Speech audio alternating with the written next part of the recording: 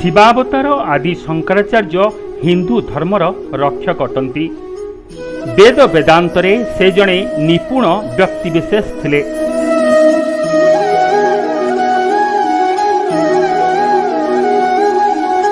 निजर अलौकिक दिव्य शक्ति बलरे से समग्र भारतवर्ष भ्रमण करने सह बहु पुस्तक रचना करथिले।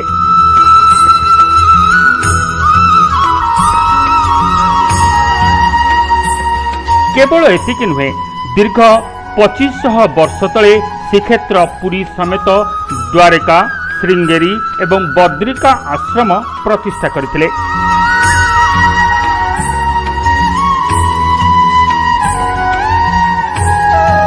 आदि शंकराचार्य भगवान शिवंकर अवतार थिले।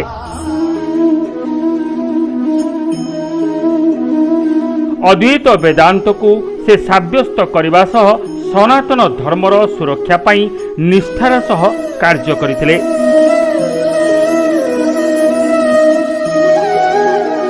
तांको द्वारा दशनामी सन्यासी संप्रदाय प्रतिष्ठा होइतला।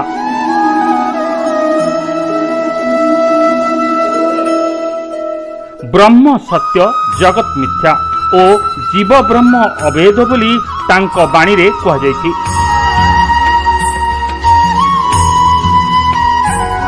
पुरी गोवर्धन पीठर प्रतिष्ठाता भगवत्पाद जगद्गुरु आदि शंकराचार्यंकर 2530तम जयंती महासमारोह रे पालित होइछि।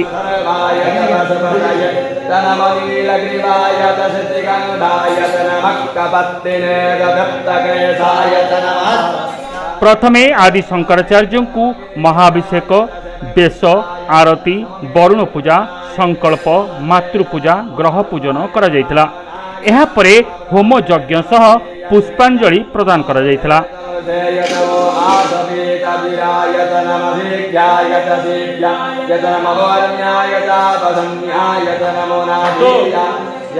आदि शंकराचार्यंकर चलंती प्रतिमा अपराह्न रे नगर परिक्रमा करथिले।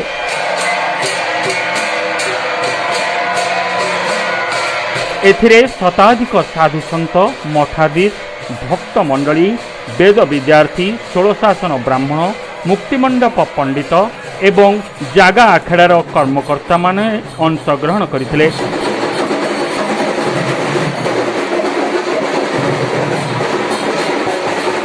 एही समारोह आसंता मे 2 तारिख पर्यंत चलिबो बोली सूचना रहिछि।